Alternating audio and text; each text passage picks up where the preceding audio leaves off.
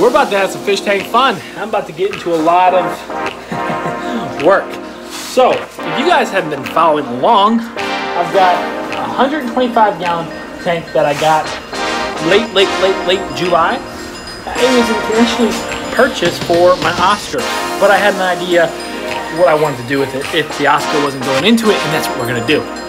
So, this existing 125 isn't set back up yet. That's going to be the return of the Angelfish tank. This room is an utter disaster. I'm renovating stuff, going to add new floors and new ceilings, but this is something I don't show often. But this is the common pleco I have in this aquarium. He's getting kind of big. I got him when he was a baby. He's going on about 7 inches now, so he's getting some size on him. But this is my fancy goldfish tank. Love it. Glasses. Needs some Windex. Down below, the lights are off. But this is my African Cichlid tank, 75 gallon. Right here is a 55 gallon community tank with rainbows, gouramis. It's not complete. And below is an algaeified, making my own words up here, 55 gallon community tank. So I was gonna have, excuse me, 2 55 gallon community aquariums. And then I have, and once again there's a mess over here, but right here there is a 125 gallon with substrate. This was initially probably going to be the home for the Oscar, and above is refilling the 125 gallon for the Angelfish tank. So for the ones that aren't aware, I rescued an Oscar a few months ago. He's growing quite fast, not as fast as he could be if I raise the temperature and feed him more often. And he's also starting to show signs of aggression, and he also ate one of my fish. So my main plan with this aquarium was to have a beautiful planted aquarium with community fish that showed color to captivate minds, to show newcomers how easy it can be. Well, I introduced 2 new roseline sharks. There's one. The other one was eaten by him. The young Oscar is already showing aggression to the smaller rainbows and chasing the gouramis. He's testing out his own skills and hunting, and he's getting confident. So before he grows much bigger, I need to take him out of the aquarium today. And while I'm at it, it's time to make some changes. Bear with me, guys. So this 75 gallon came from an Oscar that I adopted. He was a very old Oscar. He died of old age. He never went on YouTube. His name was Cosmo. July trailer, if you're watching, that was your father's Oscar. There was 2 Oscars. There was Wanda and Cosmo. They were a pair. The older one, one other one died before I got the other Oscar, and I adopted the older Oscar. Put it in the 75 on the stand below the goldfish. A couple months later, it died of old age. Oscars are like lab dogs of the aquarium. They have personality, but as they get older and bigger, they get more chilled out. A 75 gallon is bare minimum for an Oscar. So as a 125 gallon would be better for an Oscar, or especially if you're housing more than one, here's the thing.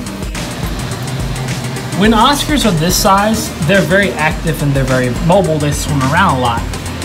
But as Oscars approach the 10-inch mark into the foot, and sometimes over, they start to slow down. They don't swim around as much. They become not sluggish, but they're just not as active as a fish. They become more docile and more easygoing. So this is where I'm getting at. I'm gonna have fancy goldfish, Oscar tank, which might change one day because I might have an Oscar pond, which I've been planning in the back of my head for a long time, since a couple years ago.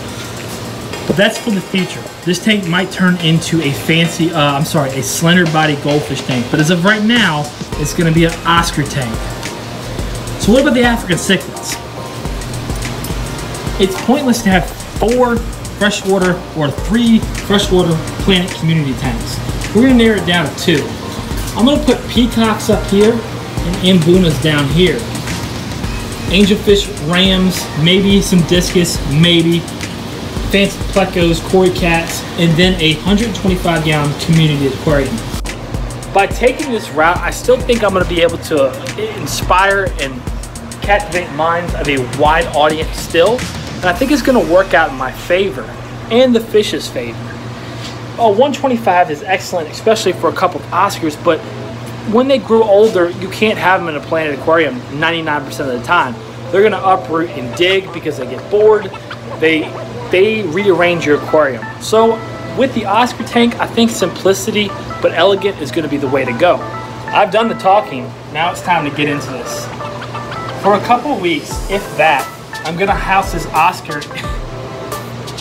in a 15-gallon column tank in my office. Sorry, buddy, it won't be long. I don't recommend anyone putting an Oscar in a small tank, but this is temporary, very temporary. But while I'm making all these changes to have the fish adjust to this new aquarium, it's got substrate that's been seeded. It came from the wild. Be careful when you select your substrate, guys. This is a risk I took. I'm not telling anyone to go get substrate from the wild and put it in their aquarium. That is a huge risk. I'm taking one.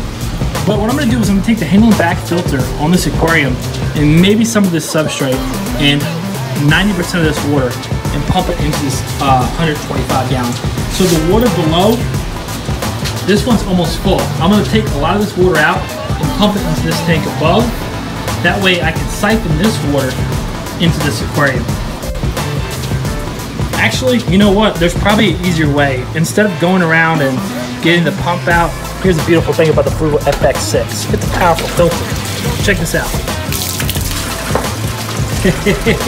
We're taking the water right from that tank and we're pumping it into this one. You guys remember the old Seahorse tank?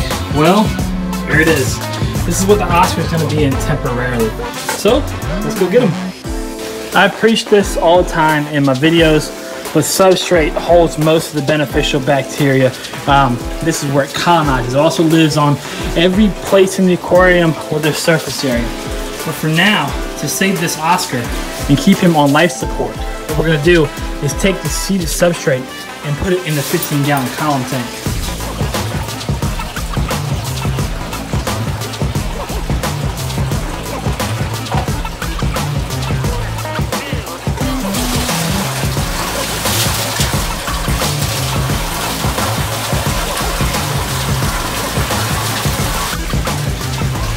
It is time. This is the good thing about keeping aquariums at room temperature. As long as you're keeping your fish at proper room temperature, that suits your fish. My water parameters are stable, so guess what? You just toss fish. There's no real need for slow acclimation. Now, if you feel comfortable doing that, then by all means. But the water parameters in this aquarium are darn near identical to the water parameters in this aquarium and also this aquarium. Now, the only way you can really tell is if you actually test it, so don't just assume. But here's the thing, we're gonna try to swoop up the Oscar, throw him in the 15-gallon column tank temporarily, and then slowly start transitioning some of these rainbows and gouramis and koi cats and denison barbs into the 125, which will be their permanent home. And at the same time, we'll drain down the water, change over the filters, so on and so forth. I know the camera's not gonna pick it up fully like this, but we're gonna try, guys. He loves Hikari small pellets. One that'll lure him out. Come on, buddy. Come and get it. This might take a second.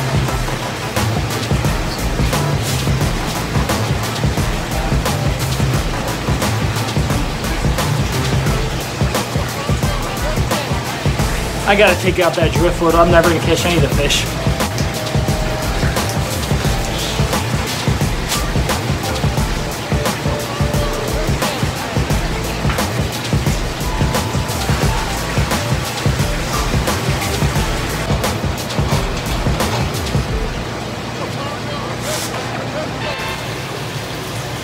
That was pretty funny. Now you guys can see some of the fish really up close. But I got a few of the rainbows and I got a koi cat or two to go down that super slide straight into the other 125 below. So that was pretty cool.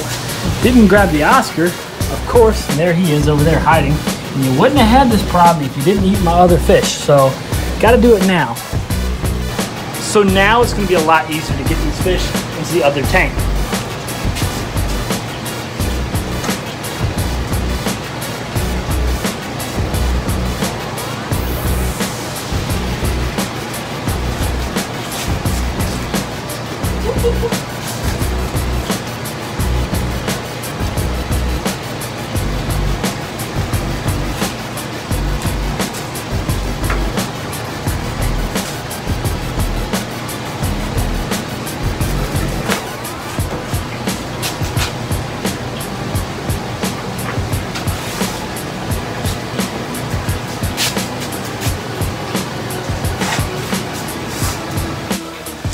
Alright, so I've got most of the fish out of the 55. I still got to get a few more out of here, and then I'm going to siphon the remainder of the water right into the 125. I'm going to go ahead and do that now.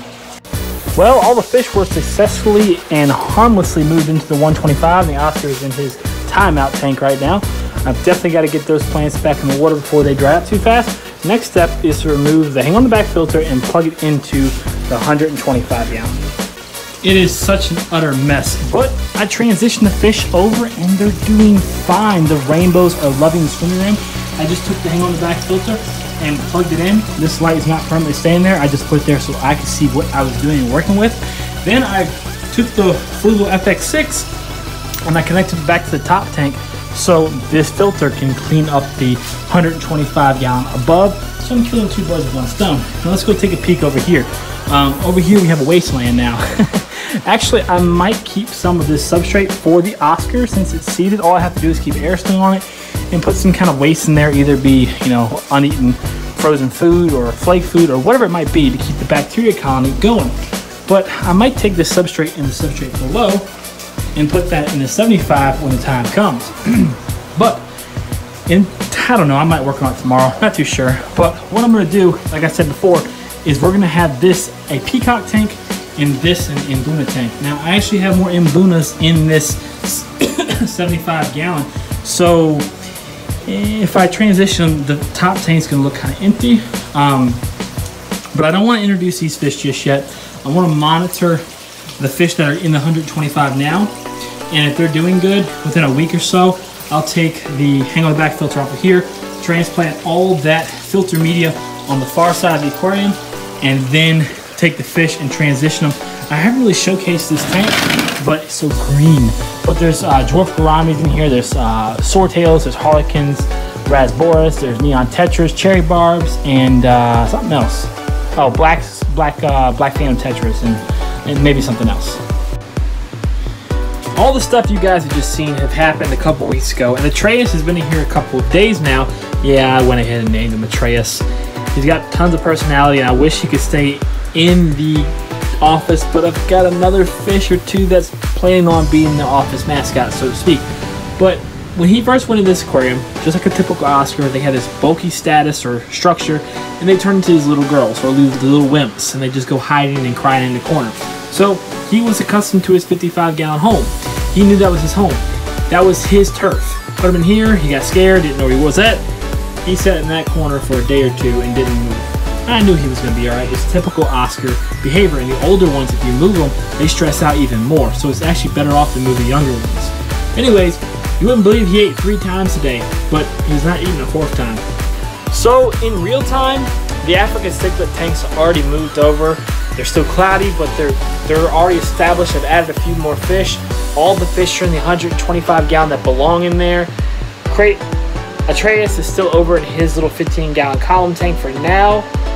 This week's kind of busy for me. A lot of things are going on in my personal life. But I highly suggest you, if you want to see what's going on with these tanks, subscribe to the channel because good things are about to happen and I've already started. If you're already subscribed, hit the bell button so you're notified when new content comes out.